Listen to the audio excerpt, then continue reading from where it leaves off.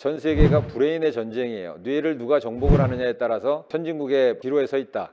이제 세븐테에서 머물지 않고 저희가 11.7 테슬라로 세계에서 두 번째로, 국내에서 첫 번째로, 파킨슨도 마찬가지 뇌혈관 질환도 중풍도 예방할 수 있겠구나. 뇌혈관에 대한 검진을 국민들한테 무료로 해주자.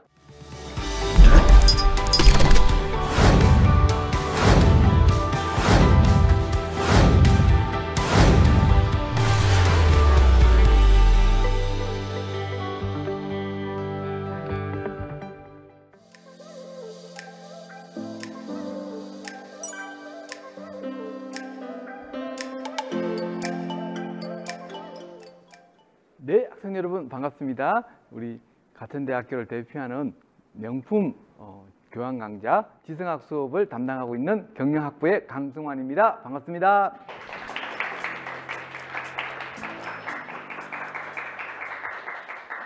네, 소개드리는 김우경 교수님은 저희 학교 의대 신경외과 교수님이시면서 길병원 진로대회 부원장님을 맡고 계시죠. 그리고 현재 저희 학교에 뇌과학 연구원장을 맡고 계시면서 또 신경외과학회의 이사장님을 맡고 계십니다. 오늘 이 자리에 모시겠습니다. 큰 박수로 환영하겠습니다.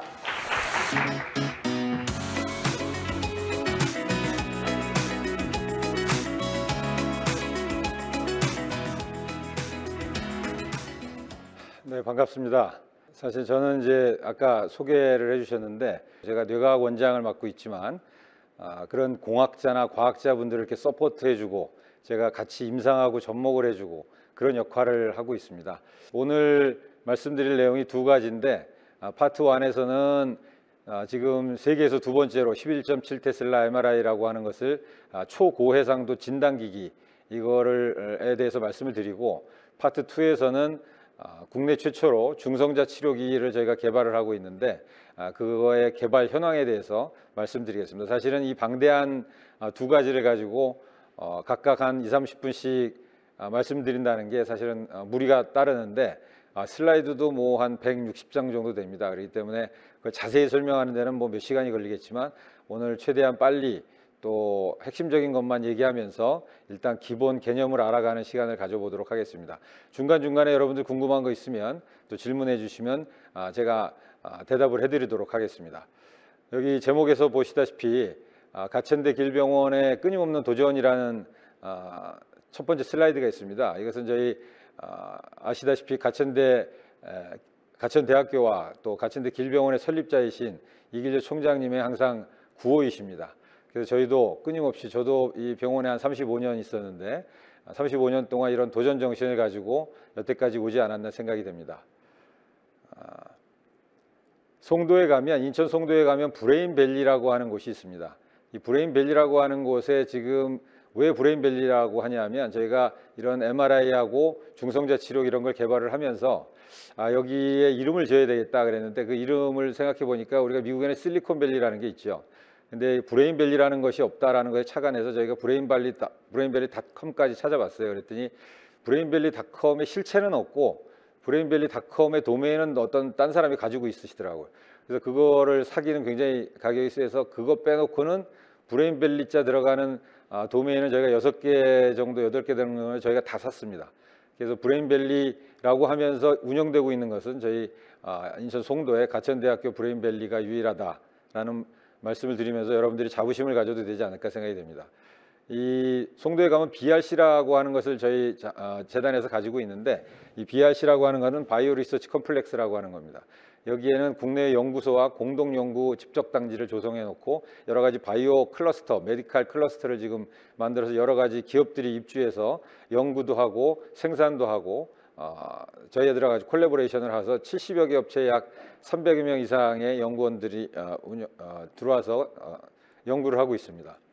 그래서 저희가 2016년도에 송도의 가천 브레인밸리라는 기공식을 가졌습니다. 근데 연구가 1, 2, 3동이 있는데 연구동이 그중에 연구 3동이 2016년도에 기공식을 가졌고 홍보관도 저희가 운영을 했었고 그래서 2018년도 1월에 길병원 뇌질환 센터를 오픈하게 됩니다.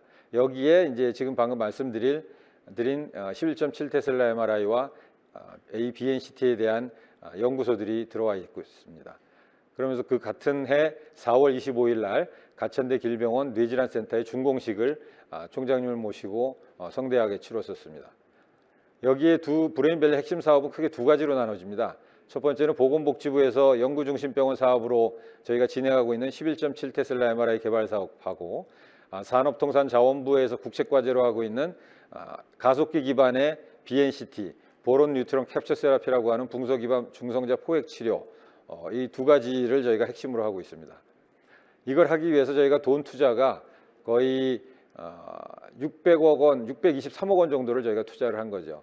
그러니까 사실 저희가 송도에 가면 암당뇨 연구원도 여러분이 있다는 걸 들으셨을 테고, 바이오나노 연구원 있고, 약학대학 연구원 있고, 뇌과학 연구원이 저희 학교가 갖고 있죠. 이 네 가지 연구원들 합치면 초기 투자비가 한 2천억 원 정도 됩니다. 그래서 민간 병원에서 이런 투자를 할 수 있는 곳은 대한민국 어디에도 없고 아산, 삼성 이런 데도 갖고 있지는 않습니다.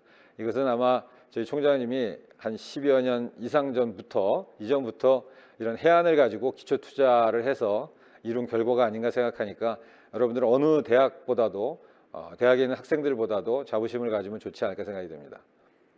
지금 또 그 브레인밸리 안에 복합시설을 건축하고 있는데 이것도 내년도 9월쯤이면 완성이 되리라고 봅니다. 그래서 이렇게 조감도가 지금 돼 있고 저 모습으로 내년도에 또 완성이 될 겁니다.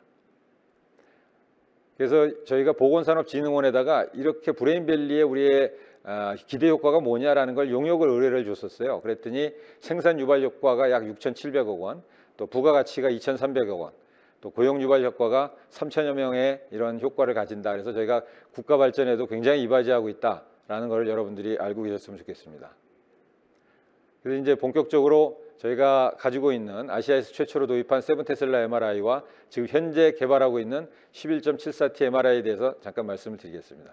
이것이 다소 좀 딱딱한 얘기가 될 수 있지만 여러분들이 우리 신체하고 관련이 돼 있고 실제 질환하고 관련이 있기 때문에 또 흥미를 가지고 들을 수 있지 않을까 생각이 됩니다. 왜 우리가 초고해상도 영상이 필요하냐라는 말씀을 드릴 수 있는데 전체 뇌를 보게 되면 처음에는 우리가 분자 수준에서부터 세포, 그 다음에 회로, 그 다음에 영역 해서 전체 뇌가 이루어지죠. 그럼 거꾸로 가다 보면 전체 뇌를 영역으로 나눌 수 있고 각 영역에서 독립적으로 영역에서 어떤 걸 일을 수행하는 게 아니라 각각 연결이 돼서 수행을 하게 되겠죠. 그럼 회로를 통해서 연결이 되고 그 회로들은 각각의 세포로 연결이 되어 있고 이 세포들은 분자 수준에서 또 연결이 되어 있어요. 그럼 저희가 옛날에 영상을 보면 브로드하게 전체 뇌밖에 볼 수가 없었습니다. 그러면 그 안에 있는 자세한 것들은 볼 수가 없기 때문에 해부학적인 구조가 정확하지가 않았죠. 그럼 수술을 하면서도 병을 끄집어냈지만 병은 잘 끄집어냈지만 나중에 환자는 잘못돼서 장애가 남고 이런 경우가 많았는데 이렇게 초고해상도의 영상이 나오게 되면서 부위를 정확하게 나눠서 수술을 하게 되면 정상 부위는 침범 안 하면서 수술할 수 있게 돼서 환자의 합병증을 줄일 수 있게 되겠죠. 그래서 from macroscopic to microscopic이라는 것이 이제 거시적인 관점에서 우리가 봤다면 이제 마이크로스코픽하게 봐야 된다. 그래서 저희가 MRI를 보통 병원에서 하고 있는 것이 1.5 테슬라 MRI나 3 테슬라 MRI입니다. 그렇지만 지금 모든 대학병원에서 하고 있는 게 3 테슬라 MRI고 저희 병원이 보유하고 있는 것이 7 테슬라 MRI인데 이것도 우리나라에서는 허가는 났습니다. 7 테슬라 MRI가 환자한테 쓸 수 있도록 허가는 났지만 지금 아직 쓰는 곳은 없어요. 저희 병원 것도 역시 아직 리서치용인데 사실은 환자한테 쓸 수는 있어요. 근데 보건복지부의 뭐 수가라든지 심평원의 수가라든지 이런 것들이 완성이 잘 안 돼가지고 그런 아쉬움이 있습니다. 그래서 미국에서는 지금 실제로 7 테슬라 갖고 환자를 진료를 하고 있어요. 우리가 그 연구를 오래 했지만 현재는 이제 전 세계가 옛날에 오바마 대통령 시절에 브레인 이니셔티브라고 하는 그런 터미놀로지를 들어보신 적이 있는지 모르겠지만 전 세계가 브레인의 전쟁이에요. 뇌를 누가 정복을 하느냐에 따라서 선진국의 기로에 서 있다. 그래서 저희도 11.7 테슬라 MRI 7에 머무르지 않고 11.74 테슬라 MRI로 도전을 하게 되었죠. 그래서 지금 전 세계에서 미국에서 처음에 NIH에서 처음에 개발을 했는데 NIH 것은 고장이 나서 지금 서 있는 상태입니다. 근데 그 서 있는 상태에 가 있는 그 기술자들이 저희들한테 와서 저희들을 먼저 만들었어요. 그래서 지금 올해 완성을 지금 한 상태고 이제 이미지가 올해 나오기 시작할 겁니다. 저희 이미지가 다 나온 다음에 미국 NIH가 미국 보건원이죠. 보건원보다 훨씬 더 이미지가 빠르게 나올 텐데 그렇게 되면 세계 최초라고 저희가 생각했는데 뭐 불행한 건 아니지만 불행하게도 프랑스에 있는 뉴로스핀이라는 곳에서 작년 10월인가에 팬텀 이미지라 해서 뭐 키위를 가지고 이미지를 하나 11.7 테슬라 MRI의 이미지를 생산을 해냈고 지금 휴먼을 가지고 트라이를 한다고 돼 있어요. 그렇게 해서 그분들이 먼저 성공하면 세계에서 첫 번째고 저희가 세계에서 두 번째가 되지 않을까 생각이 됩니다. 그러니까 대단한 일이죠, 사실은.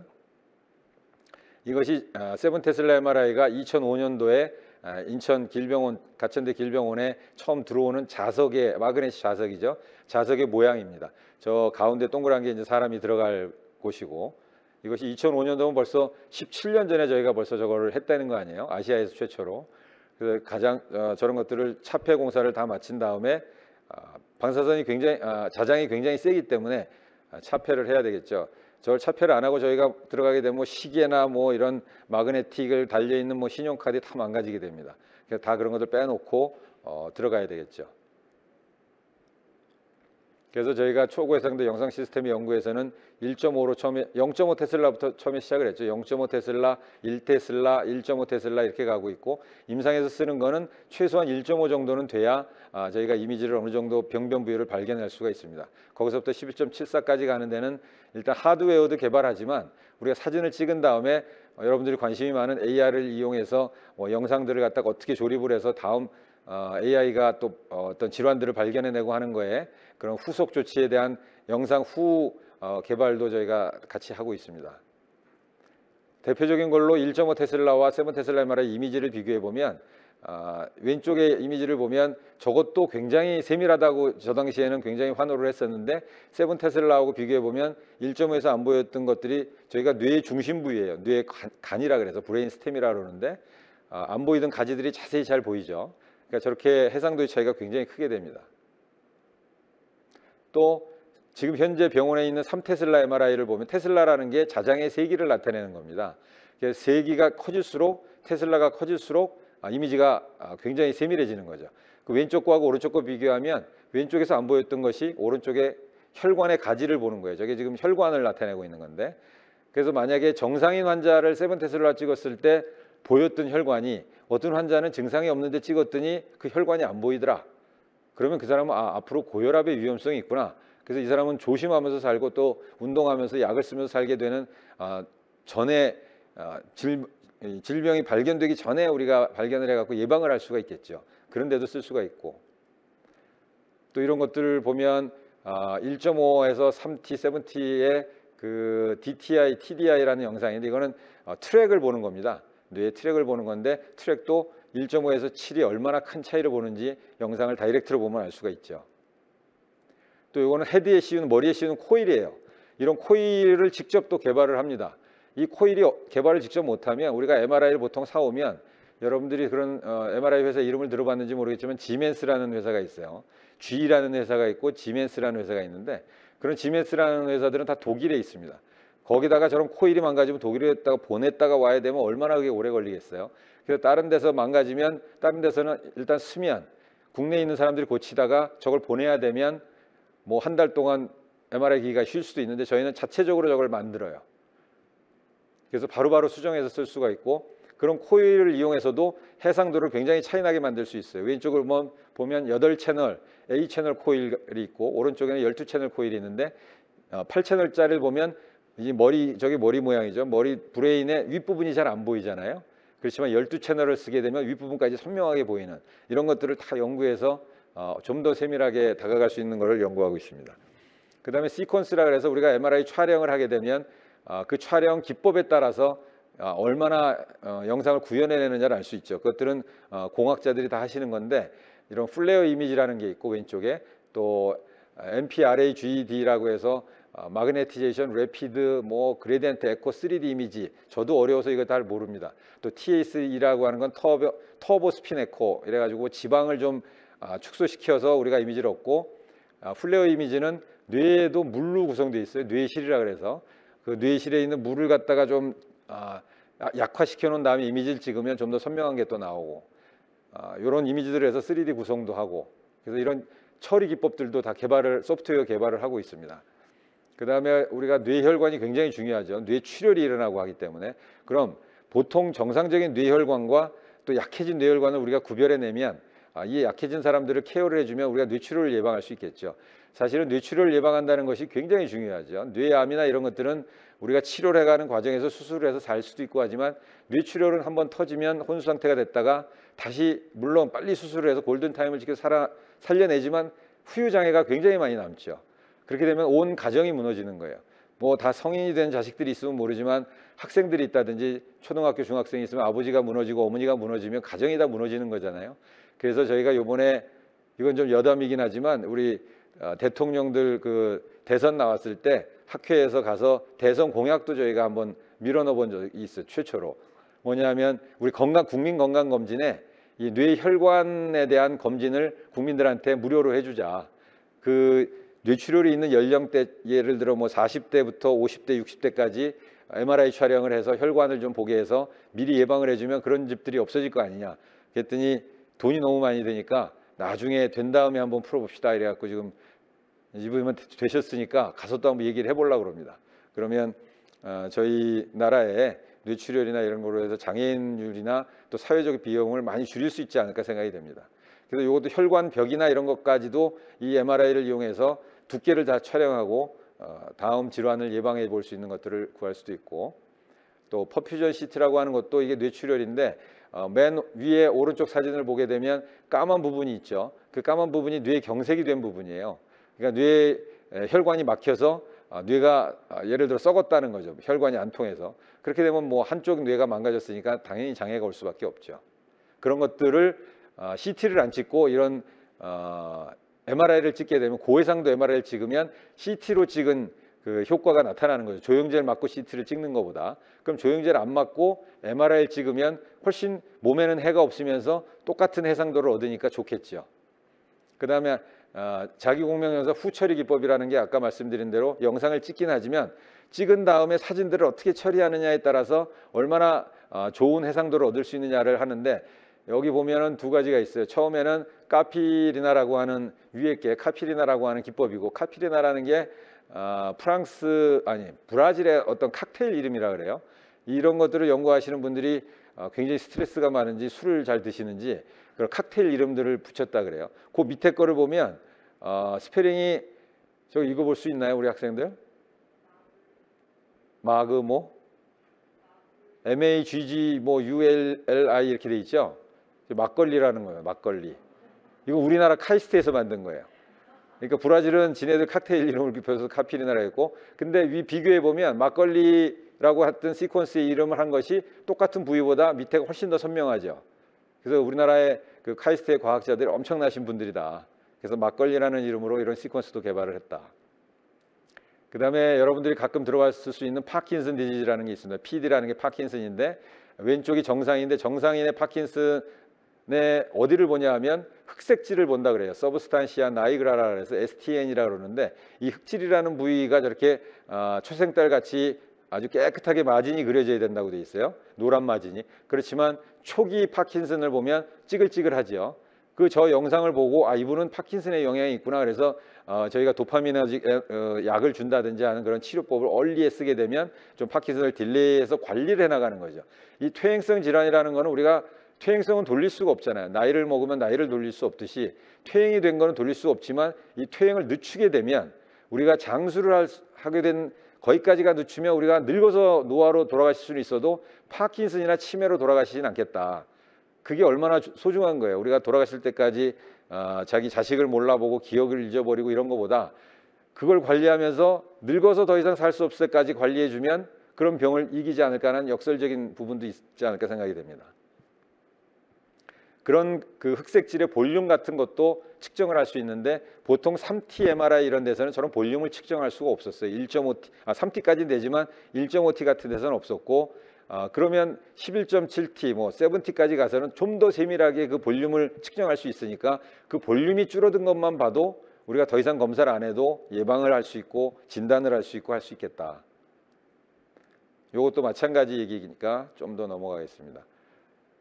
그래서 우리가 보통 저희가 몸이 물로 돼 있으니까 대개 수소 이온을 가지고서 이런 MRI나 이런 것들의 자장의 신호를 받아서 해요. 근데 그런 것들이 병이 꼭 수소뿐만이 아니라 암이나 이런 것들이 생기면 그런 것들이 변화가 생겨서 포스포러스라고 하는 인이라든지 이런 것들, 소디움 이런 것들이 변화가 일어난다고 합니다. 그럼 그런 것들을 이용해서 MRI를 찍으면 병의 생태를 더 빨리 알 수 있겠다. 그래서 그런 다른 인자를 가지고도 이런 촬영하는 기법들을 마련을 했습니다. 그래서 왼쪽의 밑에 것은 수소를 이용한 보통 촬영이고 위에는 소듐을 이용한 촬영이라고 해요. 그래서 이 뇌 과학자들 중에서는 이런 다른 이온을 가지고서 이런 촬영을 하는 것은 굉장한 기법이라고 합니다. 그래서 저런 것들이 우리가 11.7에서도 구현이 되면 7도 구현이 됐지만 병태 생리를 좀 더 알 수 있게 된다고 되어 있습니다. 이분은 세이지 오가와라고 하시는 분인데, 세이지 오가와라고 펑셔널 MRI라고 하는 분의 대가예요. 보통 MRI보다 좀 기능적 MRI를 해서 이분이 아마 창시자로서 저희 그 뇌과학원하고 한 10년 전부터 같이 일본에서 왔다 갔다 하시면서 같이 연구를 하고 있고, 이분을 통해서 이분이 뭘 잘 하시냐면 7T MRI 시스템에서 시각에다가 눈에다 뭘 자극을 줬을 때 뇌에서 느끼는 그 변화를 갖다가 연구를 하셨는데, 오른쪽을 보면 3T에서 얻은 영상이고 왼쪽은 7T에서 얻은 영상이에요. 비교해 보면 우리가 이미지의 복셀이라고 그러죠. 그 복셀의 크기를 보면 굉장히 다릅니다. 또 전문적으로 들어가야 되는 거니까 저렇게 세밀하게 시각 자극을 가지고도 연구를 하셨고, 이런 것들을 바탕으로 해서 저희가 7테슬라를 이용한 아틀라스 해부학 책을 만들었어요. 그래서 왼쪽은 사체 절단한 부위고 오른쪽은 실제 환자의 정상인의 MRI인데, 이걸 비교해 가지고서 다시 해부학 책을 만들었기 때문에 이걸 의과대 학생들은 큰일 났죠. 옛날에 저렇게 안 보이던 거에서 그냥 대충 외우다가 자세한 걸 다 외워야 되니 얼마나 힘들겠어요. 근데 저것이 아직 교과 과정까지는 안 갔으니까 여기 의예과 선생님은 조금 걱정 안 하셔도 될 것 같아요. 그래서 저희가 7테슬라 MRI로 2005년도부터 지금 17년 정도까지 해서 저런 것까지 완성을 했는데, 이제 7T에서 머물지 않고 저희가 11.7테슬라로 세계에서 두 번째로 도전을 하고 있습니다. 11.7까지 가게 되면 저희가 뭘 구현할 수 있느냐 하면, 알츠하이머에서도 50 마이크로미터라는 거는 엄청나게 작은 거죠. 대개 한 100 마이크로 이상까지가 보였는데 50 마이크로까지로 우리가 아밀로이드 플라크라고 하는 것을 뇌에서 발견을 해내면 이게 알츠하이머 치매 아밀로이드 플라크 덩어리가 거기에 쌓이는 걸 보고 우리가 알츠하이머 치매를 진단하는데, 더 미세할 때 발견할 수 있겠구나. 그 다음에 파킨슨도 마찬가지, 또 뇌혈관 질환도 좀 더 세밀한 혈관에서 우리가 발견을 해서 중풍도 예방할 수 있겠구나. 마지막으로 5번째는 이런 것까지 읽게 되면 We will read our mind 또는 understand our mind라서 저기는 저희들이 그냥 써놓은 건데 우리의 마음까지 읽을 수 있지 않을까라는 포부를 가지고 가고 있는 겁니다. 그래서 세계에서 두 번째로 이런 시스템 개발을 저런 식으로 하고 있다는 걸 말씀을 드리고, 2014년도부터 현재까지 지금 개발을 무수히 했습니다. 그래서 제가 2019년도 3년 전에 이태리에 직접 가서, 저희가 마그넷을 만들 수 있는 데는 전 세계에서 두 군데밖에 없어요. 영국의 테슬라라는 데하고 이태리의 ASG라는 데밖에 없습니다. 두 군데를 다 갔었는데 이태리의 ASG가 훨씬 더 우리의 조건을 잘 들어주겠다고 해서 이태리에다 맡겼고, 거기서 사오는 것이 아니라 저희가 주문 오더를 한 거예요. OEM 방식을 한 거죠. 저희 자체의 고유한 설계를 해가지고 니들이 이렇게 만들어줘 해서 거기서 완성이 됐다 그래서 3년 전에 거기 가서 마그넷 제작 완료 개소식을 가졌습니다. 그래서 제가 가서 그때 당시에도 저걸 담당하고 있어서 제가 갔었고, 개발자들하고 같이 완성하는 세레모니를 가졌습니다. 요거 잠깐 보시면 어떻게 해서 여기까지 왔는지 간단하게 동영상 보여드리겠습니다.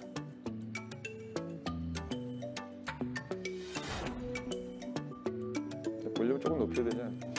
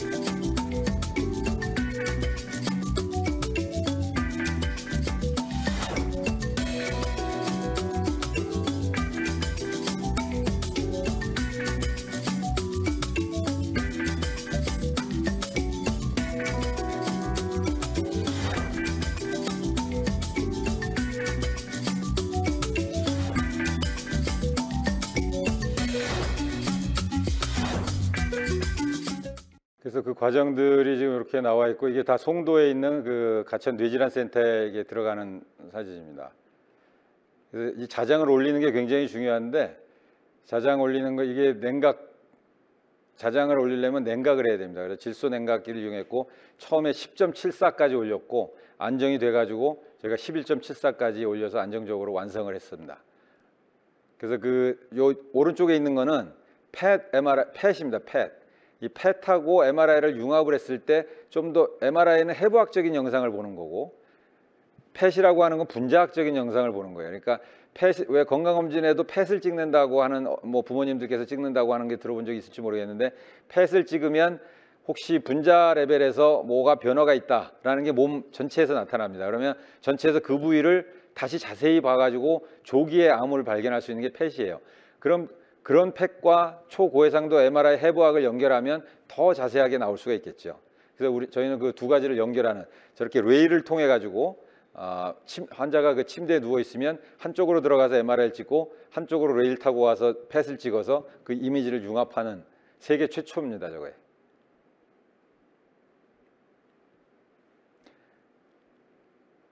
그래서 방금 말씀드린 대로 저는 셔틀을 타고서 왔다 갔다 하면서 MRI를 찍을 수 있게 되는 겁니다.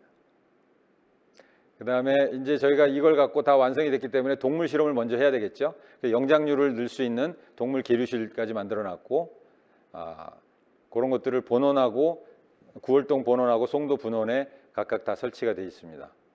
이것이 이제 아까 말씀드린 미국과 프랑스, 저희 한국 3개국의 지금 MRI 개발 현황인데 미국이 작년에 고장 났다고 돼 있고 뉴로스피는 프랑스에서 이미지를 성공했고 저희들도 지금 올해 이제 성공할 예정으로 가고 있습니다.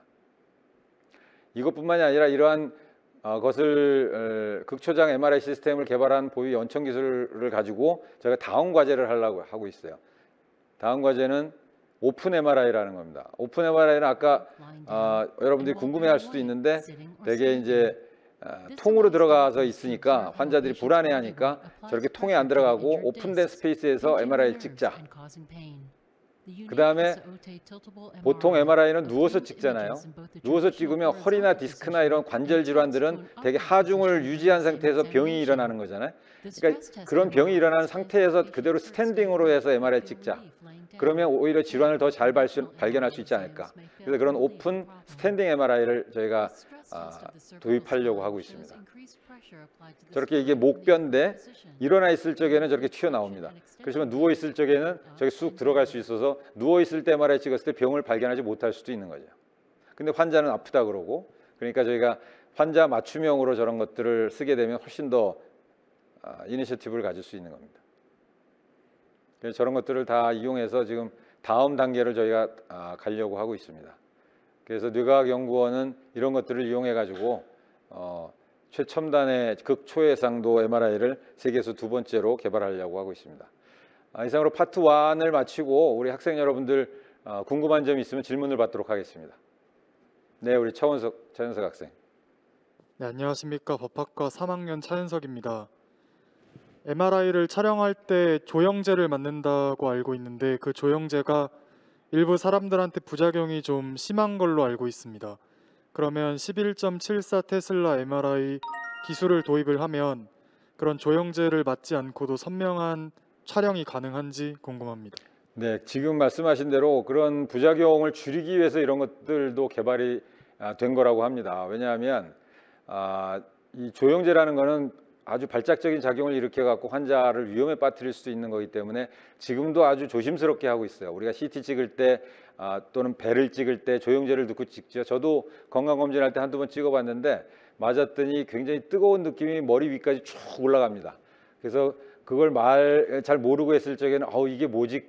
그러면서 굉장히 깜짝 놀라게 되는데 그건 뭐 느낌뿐이지만 실제로 그 조영제가 모든 약은 우리가 몸에 들어가서 해독이 돼야 되잖아요. 그럼 신장이나 간에 가서 해독이 되게 되는데 그런 것들이 약하신 분들은 거기 쌓여가지고 그걸 망가뜨릴 수도 있고 그래서 조영제는 가급적이면 안 맞아야죠. 물론 어쩔 수 없을 때 맞는데 그런 것들이 만약에 이런 고해상도 MRI가 개발이 돼서 그런 것들을 대체할 수 있게 된다 그러면 너무 좋겠죠. 지금도 7 테슬라 MRI 갖고도 조영제 없는 혈관 그런 것들을 조영제 같이 쓴 거하고 마찬가지 이미지를 개발하고 버금감으로써 대체할 수 있습니다. 그래서 아주 중요한 포인트입니다. 다음 또 우리 학생 질문 있나요? 네, 우리 배서영 학생. 안녕하세요. 응용통계학과 2학년 배서영입니다. 현재 MRI 기술이 굉장히 상용화되었다고 하지만 여전히 가격 면에서는 아직까지도 몇십만 원대 정도로 보험 처리가 된다고 해도 조금 부담될 수밖에 없는 가격인 것 같은데요. 만약에 이제 앞으로 MRI의 발전도 그렇고 상용화가 점점 진행됨에 따라 이 가격이 좀 더 저렴해질 수 있는지 그 가능성이 궁금합니다. 뇌 과학은 아니고 이제 뇌 가격인데 지금 말씀하신 거는 뭐 나라마다 특성이 다르겠죠. 저희 나라는 그래도 MRI가 전 국민 보험이 돼 있잖아요. 국가보험제도이기 때문에 거기서 MRI 보험이 안 됐다가 지난번 문케어라는 문재인 대통령 그 공약 때문에 이제 MRI 보험이 뇌 MRI가 보험이 어느 정도 됐었어요. 그러면 의사가 이 사람이 찍어도 된다라고 생각하면 옛날에는 한 대학병원에서 지금 한 7, 80만 원 했는데 지금은 한 20%인가 내면은 2, 30만 원 아래로 떨어져서 이제 보험 적용을 받게 되고 그다음에 이것이 개발이 된다 그래서 그 가격이 싸지는 건 아니고 MRI를 보험을 해줄 수 있다라는 거는 국가 재정이 튼튼해지면 해줄 수 있는 겁니다. 그래서 우리가 그렇게 되면 의료보험료를 많이 내야 되겠죠. 직장인들도 돈을 뭐 10만 원 냈으면 20만 원을 내고 쌓이면 그 돈을 갖고 MRI를 보험으로 찍어줄 수가 있겠죠. 왜냐하면 저런 것들은 가격이 개발하는데 비싸니까 저런 것들을 다 찍어줄 수는 없는 거죠. 모든 사람을. 그러니까 그거는 이제 국가의 보험 정책에 따라 다른 문제고 그러면서도 저런 것들이 보험이 되면 환자들한테 더 좋으니까 국가가 부강해지면 돈을 많이 써가지고 좋은 기계들을 환자들이나 국민들한테 좋은 서비스를 해줄 수 있게 되겠죠. 또 다른 질문 있으실까요? 네, 윤태영. 안녕하세요. 간호학과 4학년 윤태영입니다. MRI 촬영 시간이 긴 편이고 또 폐쇄공포증 환자나 이제 협조가 어려운 환자한테는 적용이 쉽지 않은 것으로 알고 있는데 11.74 테슬라 MRI가 적용이 된다면 이러한 점이 개선이 가능한지 궁금합니다. 네, 그 MRI 찍는데 한 2, 30분, 길게는 3, 40분이 걸릴 수도 있는데 그럴 때 가장 문제점이 그렇게 한 자세로 좁은 공간에 오래 앉아 있는 겁니다. 오래 누워 있는 거죠. 그렇기 때문에 불안에 떨고 또 이런 약간 그런 거에 패닉 상태 되시는 공황 장애가 있으신 분들은 굉장히 어려움을 겪는데 11.7 테슬라 MRI도 역시 그렇게 큰 공간은 마련하지 못하고 있습니다.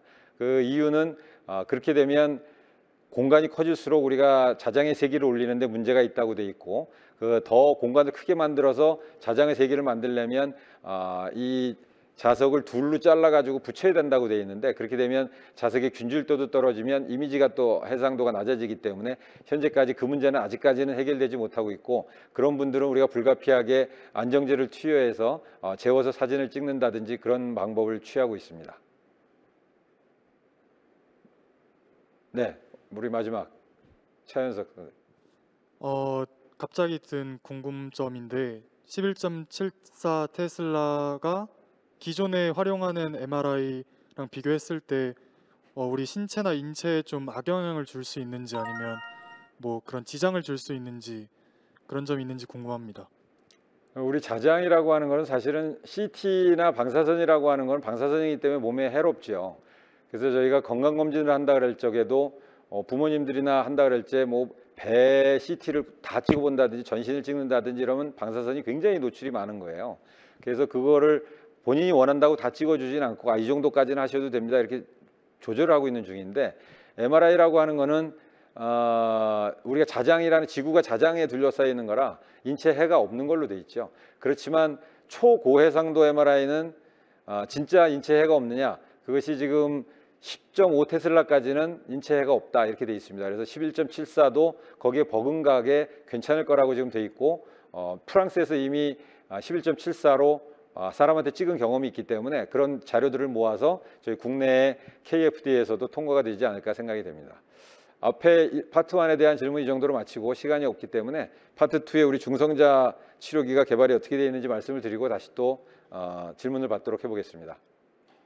저희 요걸 보면 저희가 보론 영어를 보면 영어를 일부러 써놨는데 Current Status of Development of Proton Linear Accelerator라고 돼 있어요. 그래서 선형 가속기를 이용한 보론 뉴트론 캡처 세라피라고 하는 시스템을 개발하는 겁니다. 여기 보면 저희가 맨 위에는 다원 유니버스라고 하는 곳에 그 가속기를 만드는 회사의 연구원들이 돼 있고 저희 길병원의 박광호 교수, 이기택 교수, 저 이렇게 3명이 요 중성자 치료기에 지금 몸을 담고 있습니다. 요 2018년도에 나온 기사입니다. 꿈의 암 치료기 중입자 치료기. 저희는 중성자 치료기인데 요건 당시에 중입자 치료기가 3세대 치료기인데 요 3세대 치료기로 암 환자를 2번 울리는 상술이라고 기사가 났어요. 이 중입자 치료기 암 걸린 사람이 얼마나 절박하겠어요. 이런 사람들이 세계에 좋은 치료가 있다고 그러면 돈이 있으신 분들은 다 가고 싶겠죠. 그래서 가는데 그것으로 다 치료가 될 수 있는 줄 알고 갑니다. 근데 가면 그거에 적응증이 안 돼가지고 돈을 뭐 억대로 써가면서 갔는데 그냥 돈만 쓰고 치료는 못 받고 오고 이렇게 해서 2번 울리는 브로커를 통해서 갔기 때문에 그런 상술이라고 하는 기사가 난 적이 있습니다. 국내에는 저희가 그때 당시만 해도 양성자 치료기라 그래서 국립암센터 삼성서울병원에 지금 2개가 있고 현재도 아직도 2개가 있어요. 그거는 2세대 치료기가 양성자 치료기예요. 1세대가 방사선 치료, 2세대가 양성자, 3세대가 중입자, 4세대가 중성자예요. 저희는 지금 중성자를 개발하고 있는 거죠. 3세대에 있는 중입자는 지금 세브란스 병원에 중입자 치료기가 설치가 완료가 됐고 올해까지. 근데 올해 15번 가동을 거쳐서 내년도에 이제 환자를 볼 수 있을 거라고 돼 있어요. 그 다음에 또 중입자 치료기가 서울대와 같이 해서 부산의 기장이라는 곳에 하나 원자력 연구원인가 거기서 또 한 대를 들여온다고 돼 있고 그 두 중입자 치료기는 굉장히 비쌉니다. 스페이스도 한 2,000평 이상이 필요하고 그다음에 돈도 한 1,500억 이상이 들어가고 그럼 그 건물을 지어야 되고 2,000평과 하면 2, 3천억 이상이 들어가요. 근데 나중에 드리겠지만 우리가 개발하고 있는 중성자는 가속기를 이용하기 때문에 이 스페이스를 굉장히 줄였어요. 계속 줄여가지고 200평 정도 10분의 1로 줄였고 가격도 한 350억 원, 400억 원 정도로 굉장히 줄여놨죠. 그렇기 때문에 200평 정도면 기존에 있는 병원의 리모델링을 통해서도 그 기계를 들어갈 수가 있는 거예요. 근데 이런 중입자 치료기나 이런 양성자 치료기는 뭐 축구장 정도 크기가 필요한 거죠. 그다음 시간도 오래 걸리고. 그래서 이거 하시는 분들이 저희 길병원이 지금 이 개발하는 것 때문에 굉장히 긴장하고 있어요. 왜냐하면 본인들께 이만큼 돼가지고 가격 치료비도 돈이 그만큼 들어갔으니까 치료비도 비싸겠죠. 한 번 하는데 3천만 원, 4천만, 5천만 원 들 거예요. 치료하는데. 근데 이거는 그거의 비용의 한 10분의 1이니까 몇백만 원으로 우리가 치료를 할 수 있으니까 그 다음에 더 좋은 치료기니까 그분들이 긴장하고 있어요. 그래서 제가 학회에서 이 비교표를 올려서 발표를 하면 그 사람들이 자기 병원 이름을 땡땡 처리해달라 이렇게 하시기도 해요. 우리 병원이라고 하지 말고. 그래서 그런 얘기도 합니다. 저희 보면 연도별 암 발생 환자 수는 당연히 증가하고 있습니다. 저희가 나중에 한 10년 뒤에 보면 뭐 한 3명 중에 1명 정도는 암에 걸려서 80이 돼서 70이 돼서 돌아가신다 이렇게 돼 있고 그러려면 이걸 치료하려면 부작용은 최소화하면서 효과는 극대화하는 방법으로 저희가 지금 가고 있겠죠. 그래서 꿈의 암 치료기인 중성자 치료기를 국내 최초 개발을 하기로 시작을 했고 이런 ABNCT를 개발을 하기 시작했습니다. 이 ABNCT는 간단하게 말씀드리면 양성자를 갖다가 쏘게 되면 베릴리움 판이라는 것이 있어요. 베릴리움 판에 부딪히게 되면 거기서 중성자가 나온다고 돼 있고 베릴리움 판에서 중성자가 나오면 이 중성자가 우리가 처음에 보론이라고 하는 약물을 갖다가 몸에다 주입하게 돼서 그 주입한 것이 정상세포에는 조금 쌓이고 암세포에 가득 쌓이게 된다고 돼 있고 그 중성자와 보론이 만나게 되면 핵반응을 일으킨다는 게 핵물리학에서 나온 것이 발견이 돼서 그걸 통해 갖고 암세포만 사멸이 된다는 겁니다. 그 중성자라는 에너지가 보통 양성자 치료기나 이런 것들은 들어가면서부터 정상세포를 손상을 시키는 거예요. 에너지가 크기 때문에.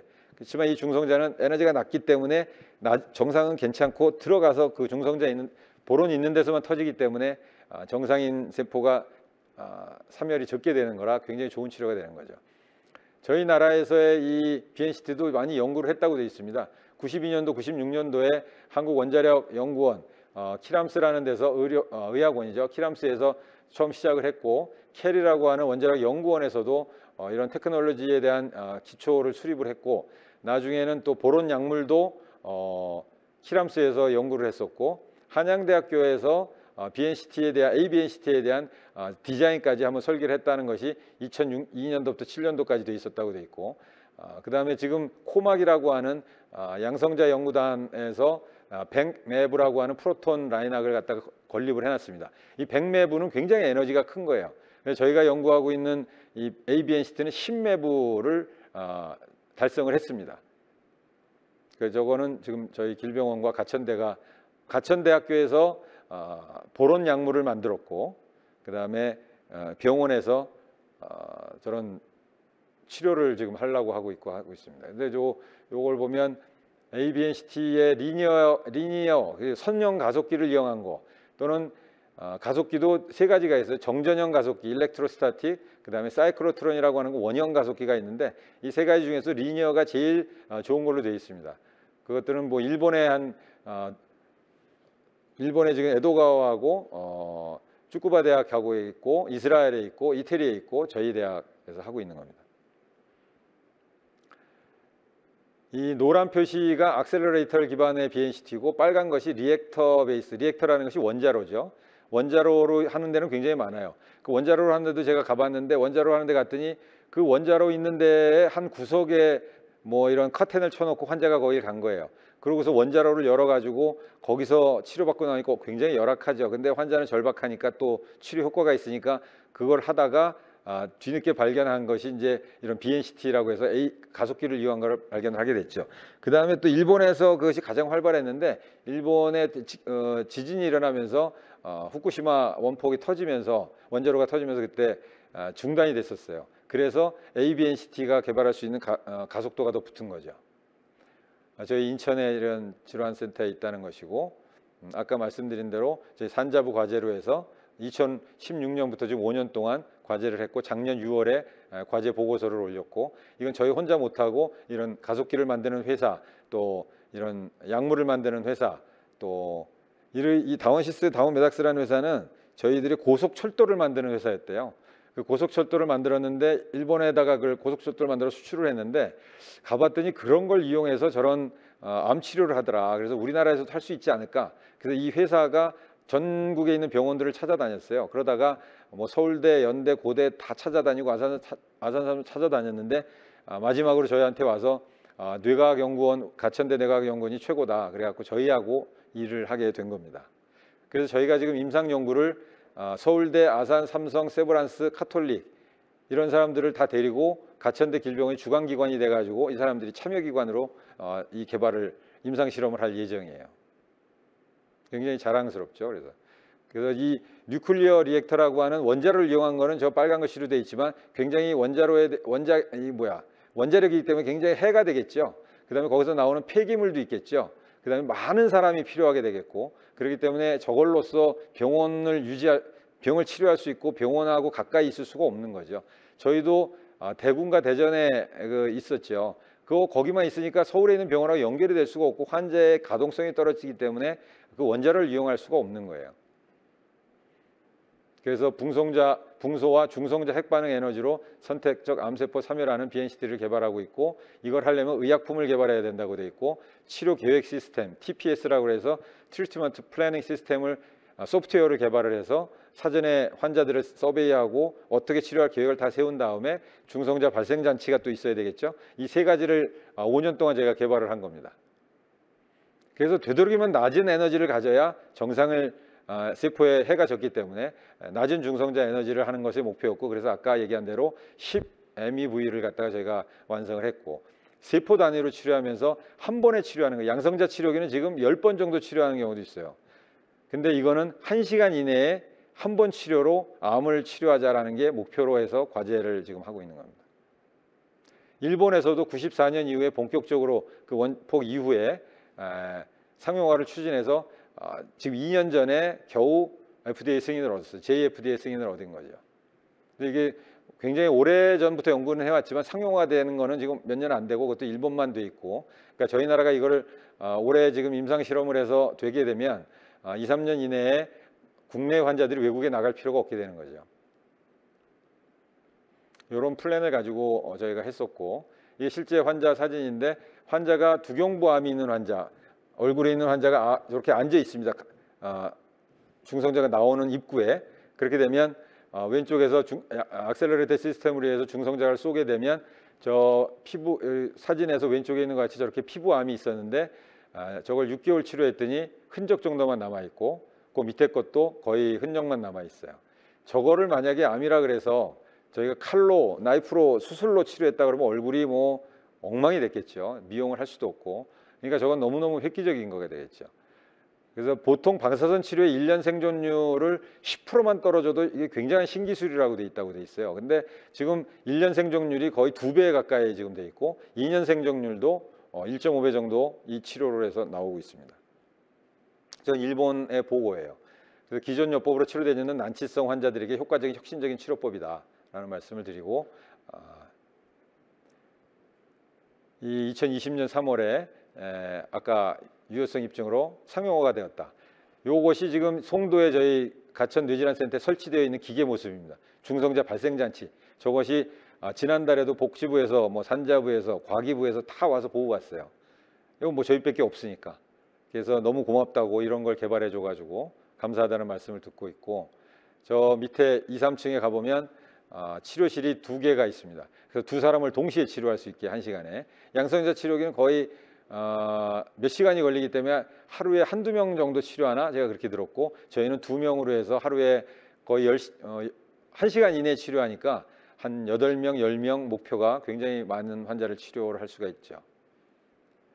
그래서 어떤 기술에 대한 성적서도 발급 완료를 받았고 붕소화합물도 인체에 무해하다는 승인을 받았고 임상용으로서 완제품 개발 완료를 했고 전문적인 치료 계획 소프트웨어 시스템도 다 개발을 마쳤고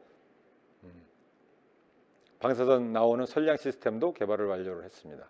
그래서 저희가 이제 세포 실험을 했죠.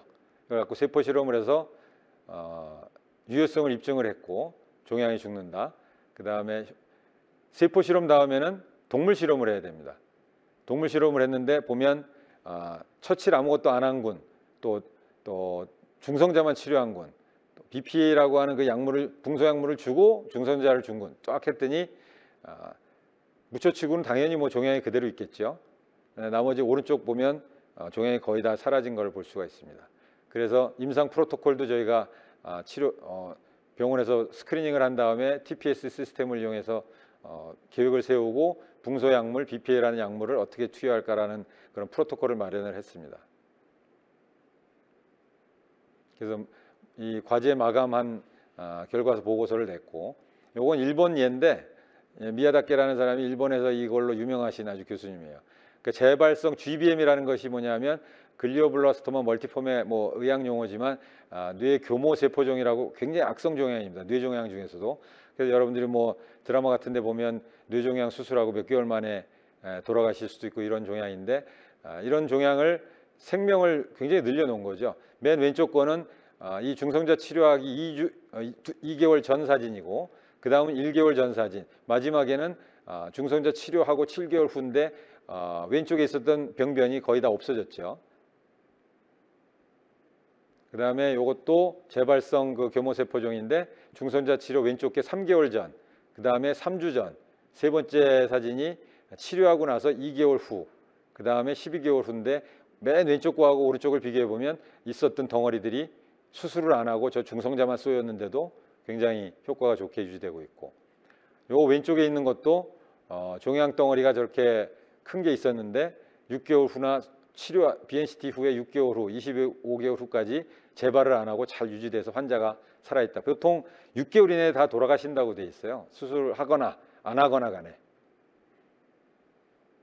이것도 뇌 수막종이라고 해서 뇌 가운데 위에 보면 치료 전에 아주 덩어리가 컸었는데 치료 후에 2년 뒤에 보면 종양이 한 20%, 30% 남아있고 뇌가 눌린 게 풀어져서 잘 살고 계신.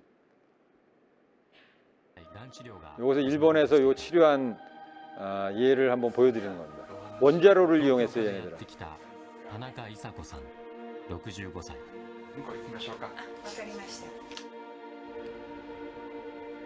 悪性髄膜腫という進行の早い脳腫瘍に苦しんでいる再発を重ね 저분이 미야다케 治 교수. 療はすでに限界だ今年いっぱいが本当にしんどいかもしれない。なるほど。余命は1年足らず田中さんは研究 가운데 段 있는 게 階の 뇌종양입니다. 新しい治療法にかけた。赤く見える部分が腫瘍、その周りに黄色や緑の部分がある。がん細胞と正常な脳細胞が入り混じっているため治療は困難だ。 그래서 저걸 칼로 수술한다 그러면 정상인 것도 다 손상이 될 수 있겠죠, 그죠? 手術で切り取ってしまうと脳の機能を失うことになる。酵素中性子補足療法、通称 BNCT。 点滴されているのは酵素の化合物で、がん細胞に取り込まれやすい性質を持っている。酵素ががん細胞に行き渡ったところで、原子炉から放射線の一種中性子を当てる。中性子は酵素に当たると細胞1個分の規模で核分裂し、がん細胞を破壊。酵素を取り込まない正常な細胞はこの治療で傷つくことがない。通常の放射線治療のように患部全体に当てるのではなく、患部の中のがん細胞を狙い撃つという画期的な方法だ。患部に正確な照射ができるようセッティング。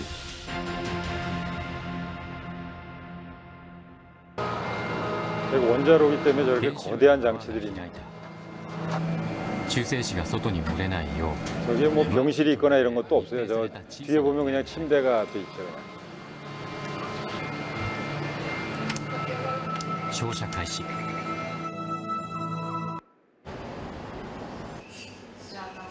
3週間後、田中さんの患部を見る。効果が現れるには数ヶ月かかることもあるというのだが、 これがこれぐらい、上の腫瘍によってへしゃげてますでしょ、これ元戻ってますよね。劇的でしょ。本当ですね。これね、これがこれ、おお、すごいな。ほらもうここない。あら。腫瘍が小さくなり、圧迫されていた部分が元に戻ってきている。 그래서 저희는 그 BNCT 전문 의원 개설을 그 회사하고 해서 지금 송도에 의원을 하나 개설을 따로 해놨습니다.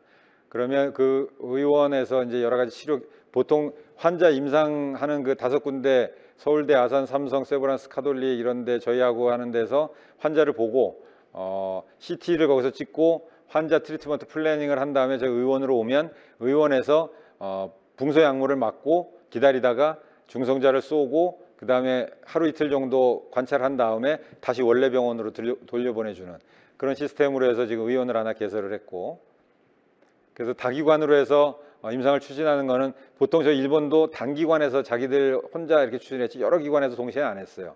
그래서 저희는 단기간에 또 여러 유명한 데에서 같이 하려고 지금 그렇게 모은 상태고, 다행히 FDA에서 여기 보면 하이테크 메디칼 디바이스라 그래가지고 혁신 의료기기로 저것이 선정이 됐어요. 그래서 패스트 트랙을 타서 인허가도 빨리 해주겠다. 그래서 다행히 저희가 열심히 지금 하고 있습니다.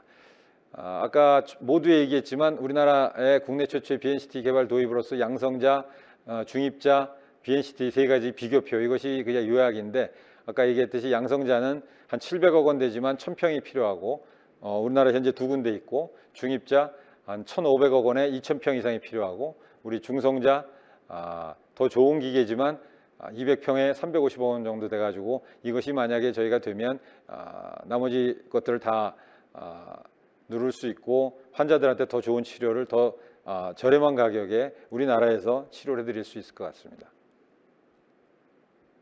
그래서 여러 가지 과제를 통해 가지고 저희가 예방도 하고 진단도 치료도 또 재활까지 저희가 가천대 길병원에서 국내 최초뿐만 아니라 세계에서 2번째로 그런 초고해상도를 개발함으로써 선두주자가 될 것입니다. 이 지구에서 저희가 인천에 있는 송도에서 이것이 개발이 될 거라고 생각이 되고, 저희가 임상이 2024년도까지 완성이 되면 가천 브레인밸리도 완성이 되지 않을까 생각이 됩니다. BNCT에 대한 붕소 중성자 포획 치료에 대한 것은 간단히 마치고 여기에 대한 질문을 받도록 하겠습니다. 안녕하세요. 조경학과 2학년 김예민입니다.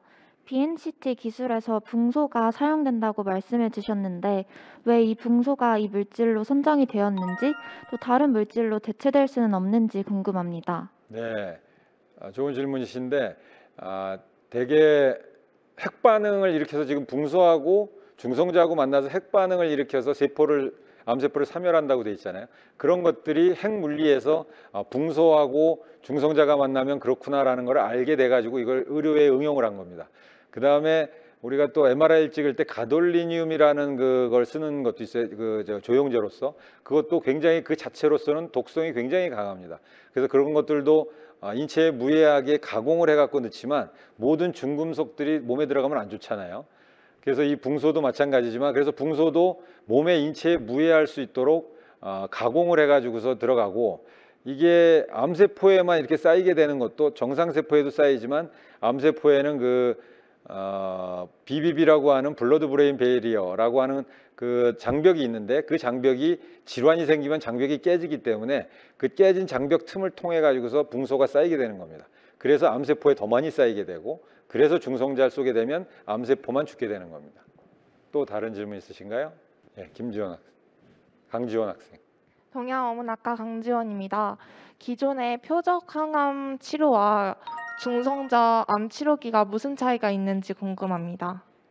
표적 항암 치료제라고 하는 거는 뭐 아시다시피 이제 폐암이든지 뭐 이런 거 지금 폐암에는 가장 많이 표적 치료가 지금 유행하고 있는데 그런 것들은 약물을 통해서 항암제 약물을 통한 타겟팅이라 그래서 그런 표적 치료라고 쓰고 있고 이 중성자 치료기라고 하는 거는 표적 치료기라고 해도 하지만 이건 라디에이션을 이용한 표적 치료죠. 붕소 플러스 방사선을 이용한 표적 치료라고 할 수 있죠. 그러니까 보통 얘기하는 표적 치료는 약물에 의한 표적 치료고 이 BNCT는 방사선과 약물을 동시에 이용한 타겟 치료다 이렇게 구분할 수 있을 것 같습니다. 네, 박유현 학생. 네, 인공지능 전공 박유현 학생입니다. 아까 교수님께서 퇴행성 질환 치료에 이제 치료가 사용이 된다고 들었는데 혹시 이 치료법이 치매나 알츠하이머 같은 그런 질환 치료에도 어떤 효용이 있는지 궁금합니다. 이 BNCT는 지금 암에 대한 치료지 퇴행성에 대한 치료는 아니고요. 퇴행성에 대한 치료, 알츠하이머라든지 뭐 치매라든지 파킨슨이라든지 이런 것들은 이제 약물 치료로 나가는 거죠. 그다음에 이거는 어떤 종괴를 형성하거나 덩어리를 형성했던 이런 것들에 대해서 치료하는 것이 중성자 치료기고 퇴행성 치료기라는 거는 치료는 좀 다른 문제, 약물 치료에 대한 영역입니다. 그래서 퇴행성에 적용되는 부분은 아니다. 또 우리 김유민 학생. 조경학과 2학년 김예민입니다. 이제 방사선 치료를 생각하면 머리가 빠지는 부작용을 떠올리게 되는데 네. BNCT 기술을 활용한다면 이러한 부작용도 개선이 될 수 있을지 궁금합니다. 네, 그렇죠. 우리 머리 빠지는 게 굉장히 암 환자들에게 고통스러운 부분이고 또 자신을 좀 사회에 나오지 못하게 하는 집안에만 있게 하는 이런 거기 때문에 가발을 쓰기도 하고 뭐 이러잖아요. 그래서 보통 방사선 치료에서는 그런 힘든 부분이 있는데 이런 중성자 치료기는 두피에 들어가는 방사선의 양을 굉장히 줄임으로 해가지고 헤어 폴리클의 손상을 적게 해서 거기는 통과시키면서 암 그 세포에만 가서 핵 반응을 일으키게 하는 거기 때문에 그런 부작용을 최소한으로 줄일 수 있는 치료법이라고 되어 있습니다. 네, 박유현 학생. 네, 인공지능 전공 박유현입니다. 아까 BNCT 치료법을 활용하니까 최대 수개월 정도 효과가 나오기까지 시간이 걸릴 수 있다고 했는데 그 이유가 궁금합니다. 이제 치료를 했을 때 바로 그것이 붕괴되지 않기 때문인지 아니면 수개월 동안 그게 천천히 붕괴가 되는 것인지 궁금합니다. 그렇죠. 그게 이제 하자마자 덩어리가 있는데 쏘자마자 싹 없어지고 이런 건 아니고요. 그렇게 될 수는 없고 그 세포 자체가 사멸돼가는 기간이 세포마다 다르겠죠. 그러니까 그게 뭐 3개월 걸리는 사람도 있고 병에 따라서 6개월 걸리는 사람도 있고 그런 거지 하자마자 싹 없어지고 그런 건 아닌 것 같습니다. 채팅창에 박용호 학생의 질문이 들어왔네요. BNCT 기기의 비용이 오히려 이전 기기들보다 적다고 말씀하신 걸로 기억하는데 이로써 암 치료 기대 비용이 줄어드는 것을 기대할 수 있을까요? 당연히 전체적인 암에 대한 치료 비용도 있겠지만 대개 양성자 치료기를 쓴다든지 뭐 중입자 치료기를 쓴다든지 했을 때 그 비용보다는 BNCT 기기로 인한 그 비용이 당연히 적기 때문에 암 치료 비용이 줄어들 수 있을 것으로 생각이 됩니다. 네, 지금 뭐 강의도 파트 2, 파트 1, 파트 1, 파트 2로 나눠서 진행을 했지만 또 너무 방대한 양이기 때문에 여러분들이 이해가 얼마나 잘 됐을지 모르겠습니다.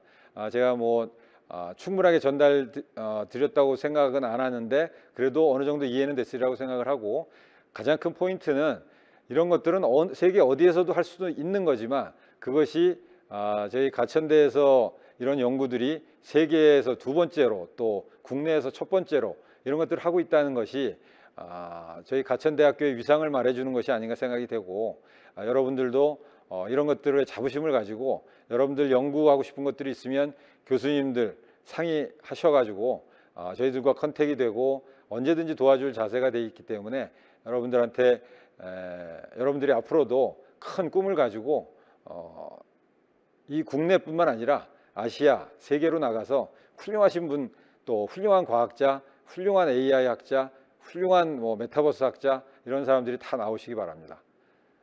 감사합니다. 네.